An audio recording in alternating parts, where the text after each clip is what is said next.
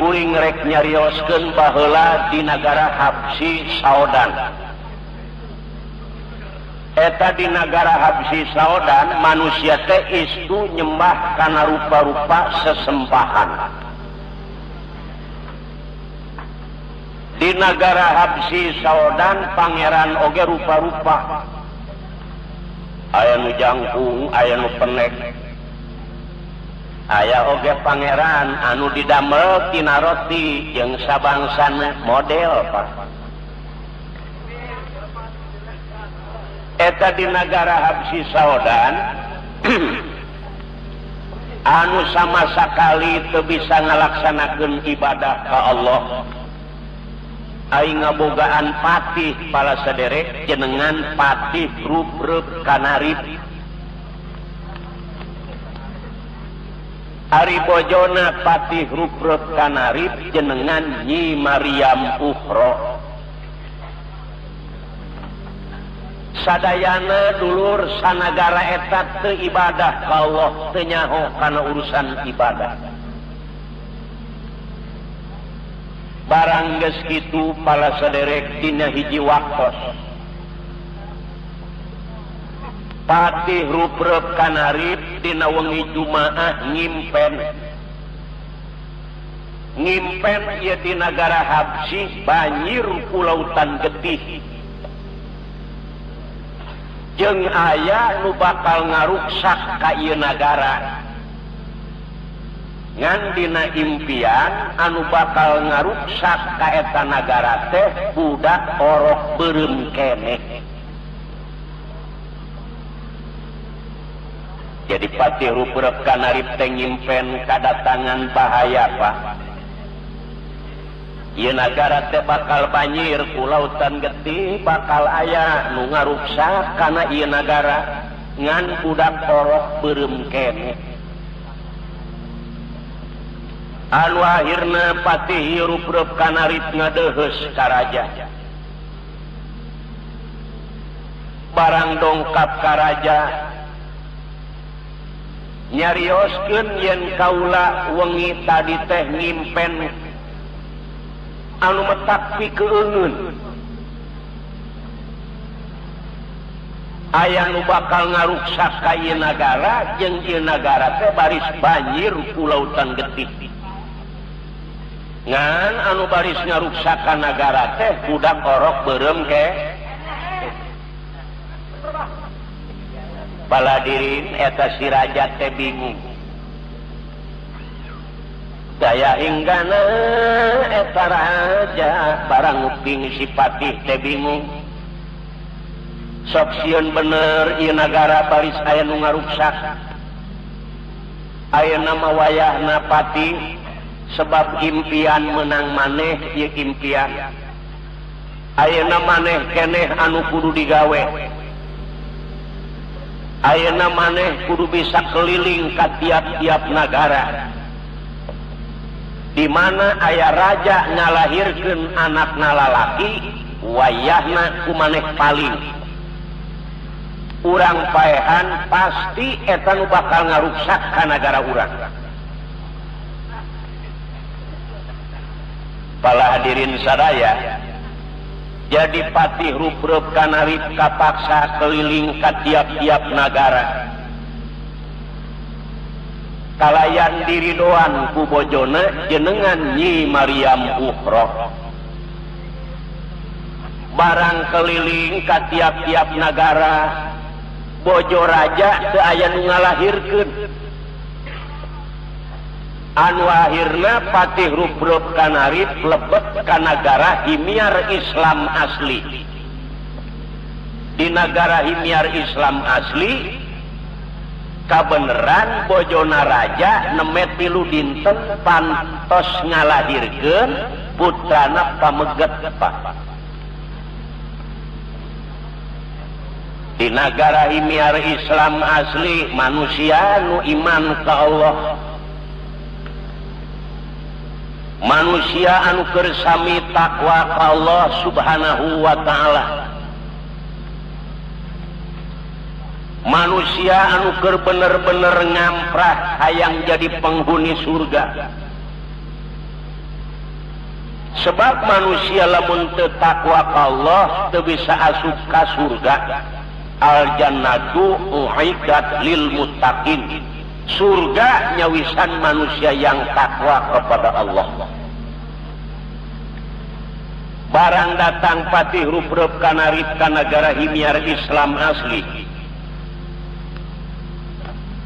nyelidik anu sabener-benerna kalayan nyata bojona raja tos ngalahirkeun anakna lalaki, kumaha dulur tengah wengi patih ruprep kana rip ngaji ajian manehanana, patih ruprep kana rip anu geus kaceluk ka aun-aun kakoncara kajana pria jujuluk adil palamarta, lengaing gilang kancana nganggo maputa bilu kasiritina retesking sosoca astaga gawirata nu pertasta.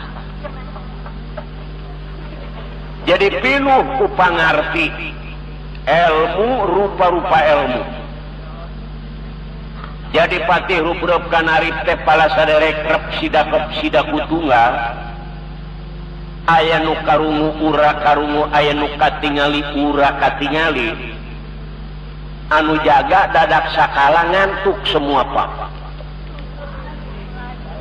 anu ngenong-ngenong ngantuk semua pada tidur. Ibunya si bayi juga ikut tidur, rajanya juga tidur. Kumaha akhirna pak? Ieu si murang kali dicanak ku patih ruprep kana rip jeung gemolanana, dianggap ieu buntelan teh anggeanana. Kitu kagagahan patih ruprep kana rip. Barang dibawa norobos ke tengah leuweung patih ruprep kana rip, barang dugi ke tengah leuweung ieu si murang kalih tadi parios bener lalaki. Barang di parios gemolanana buntelanana horeng lain angean kitab sagemolan,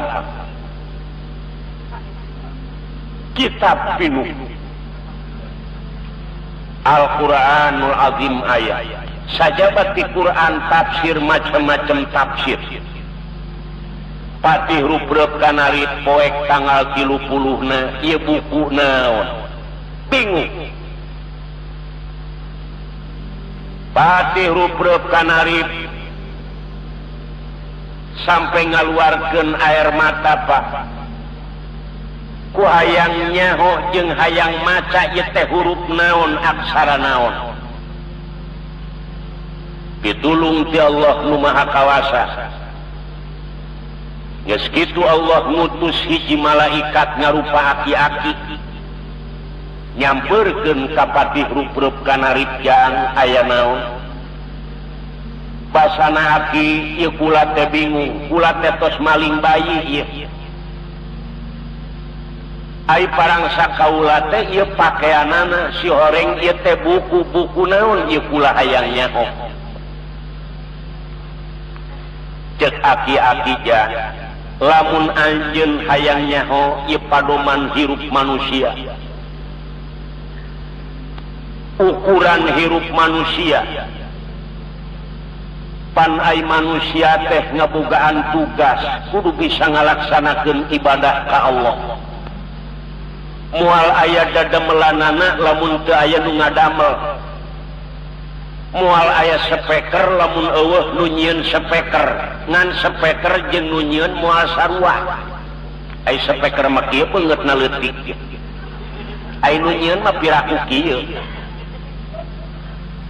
Allah oge jeung makhlukna moal sarua, Allah mah teu beureum teu hideung. Sebab memeh aya kecap beureum hideung Allah geus aya. Allah teu gede teu leutik. Sebab memeh aya kecap gede leutik Allah geus aya. Bener gitu. Yang tugas manusia jeung jin teh kudu ibadah. Wa ma khalaqtul jinna wal insa illa liya'budun.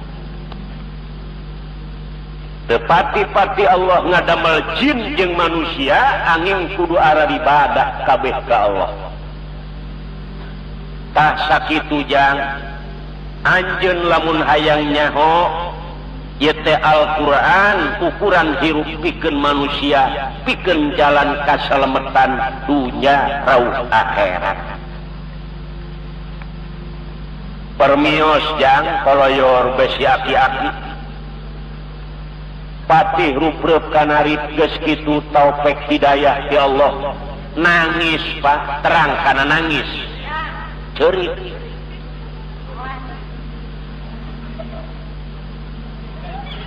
patih ruprep kanarip ngarasa rugi hirup puluhan tahun di negara Habsyi can nyaho kana urusan ibadah. Cek patih ruprep kanarip kurang negara Habsyi lamun aing geus boga batur pasti jadi pertumpahan darah di negara Habsyi. Teu senang aing dibawa sasar ti babaheula. Si horeng manusia ngabogaan tugas kudu bisa ngalaksanakeun ibadah ka Allah. Mulih kelas patih ruprep kanarip bari nyanyanak eta murang kalih tes ibayi. Barang dongkap ka negara Habsyi saodan samemeh langsung ka imah raja dongkap heula ka bumina ka bojona jenengan Nyi Maryam Ukhro. Cek Nyi Maryam Ukhro kang deudeuh teuing pan akang teh kaceluk ka awun-awun gagah kunaon barang balik mawa ieu si bayi nepi ka ngucur Cipanuk. Basana patih ruprep kanarip gelis bade ngiring sareng akang mangga teu bade ngiring teu jadi persoalan. Akang ngarasa rugi hirup di muka bumi ieu can bisa ibadah ka Allah. Geuning cek Nyi Maryam Ukhro akang geus jadi santri make nyaho kana urusan ibadah sagala jelas ieu murang kalih urang bawa ka raja ngan lamun rek dipaehan ku raja ulah dibikeun nepi ka perang di lautan mana ulah dibikeun. Mangga cenah Kang berangkat ka karaton raja Pak. Patih ruprep kanarip teh hasil nyanyanak bayi di negara himiar Islam asli anu dianggap ku raja baris ngaruksak ka negara. Barang dongkap patih ruprep kanarip nyanyanak bayi eta si raja geus ngaluarkeun pakakasna anu seukeut. Maksudna rek dicincang eta murang kalih. Cek eta raja patih ruprep kanarip katarima ku kaula. Ieu si bayi ulah dililakeun urang paehan. Cek patih ruprep kanarip Gusti tanpa dosa moal dibikeun ku abdi. Naon dosana ieu si bayi? Bereset lahir kadunya ngomong ge teu bisa boro-boro ngaruksak nagara. Wayahna Gusti ulah dipaehan abdi sangem tanggal waler sanggup tanggung jawab. Oh jadi maneh sanggup tanggung jawab sanggup. Lamun bener ieu budak ngaruksak di akhir ka ieu nagara borokna kuring sareng pun bojo.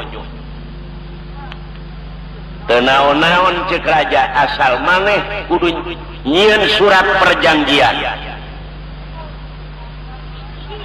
Jadi raja ngadamel surat perjanjian patih ruprep kanarip tanda tangan sanggup tanggung jawab. Tah anu akhirna eta si bayi teh dirawatan ku patih ruprep kanarip dibere ngaran Soleman Pahlawan. Eta Soleman Pahlawan teh Pak nyangkin ageng beda sareng murang kalih nu sanes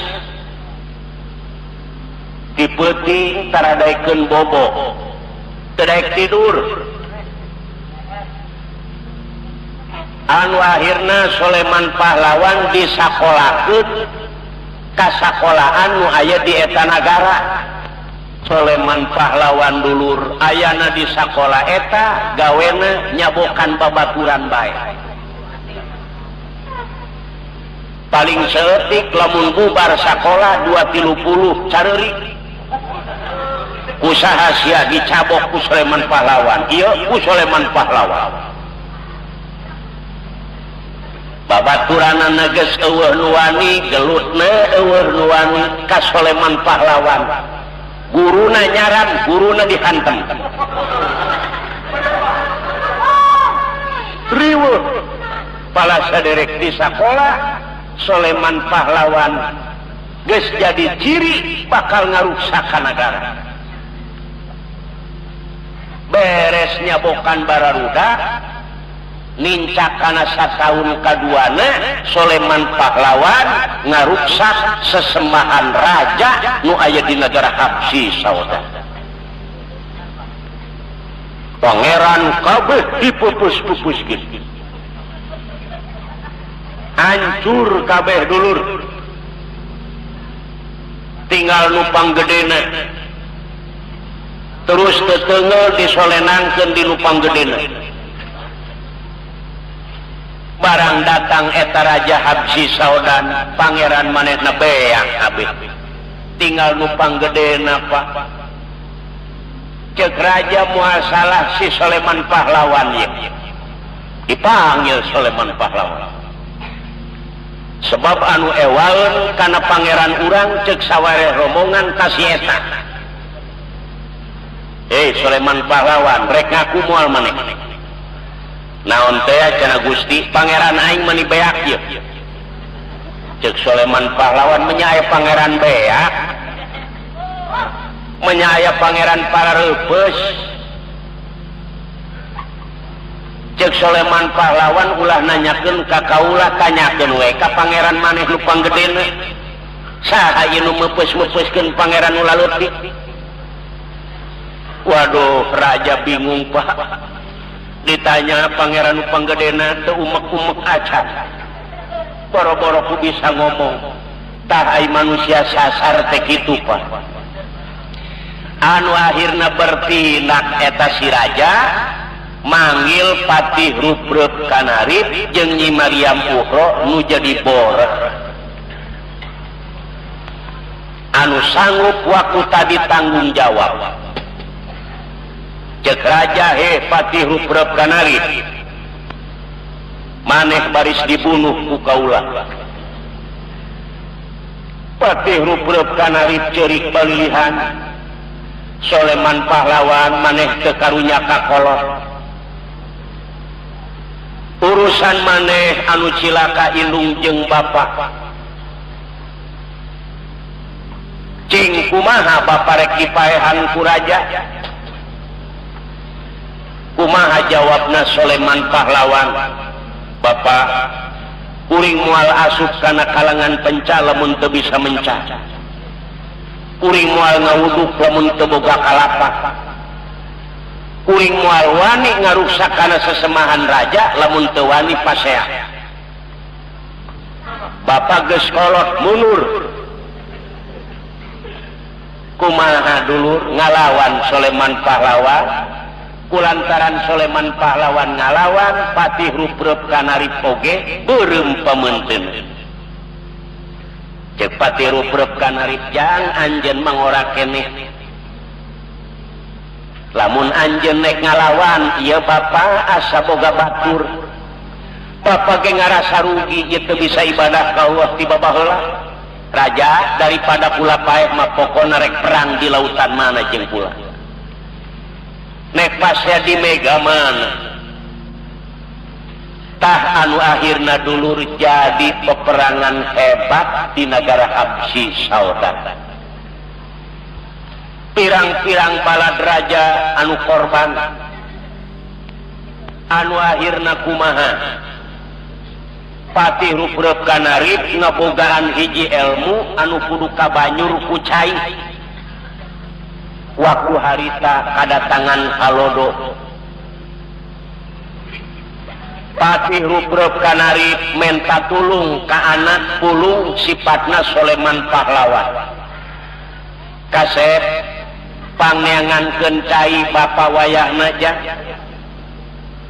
ulah wakabalik maneh lamun can manggih cai tulungan bapa ngaran-ngaran maneh maju karena lapangan perang ulah waka Bapak masih kene sanggup wayahna pangmilariankeun cai